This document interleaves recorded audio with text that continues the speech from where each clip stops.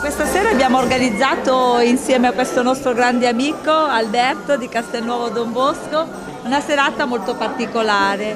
Devo ringraziarli perché sono venuti qua in tantissimi a offrirci una serata diversa, divertente, particolare, proprio organizzata nei minimi dettagli. Beh, cerchiamo sempre di essere all'altezza perché vogliamo fare bella figura noi, ma anche far fare bella figura a chi ci invita.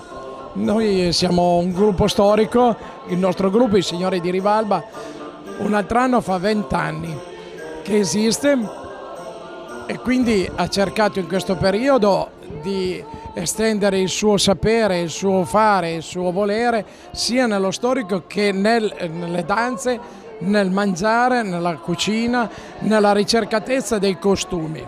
Comunque devo dire che è stata una serata, come diciamo noi, diversa dal solito. Abbiamo mangiato delle cose mai mangiate in effetti e abbiamo visto uno spettacolo che non si è mai visto.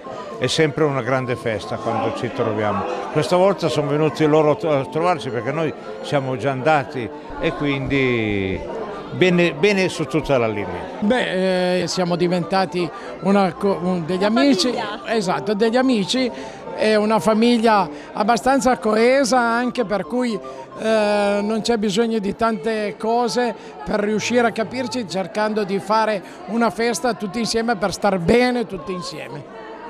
Grazie mille della tua presenza qua a Novara e per quello che ci hai regalato questa sera. Grazie a voi e la prossima cercheremo di fare meglio. Anche a Berger Porto, a Berger Porto.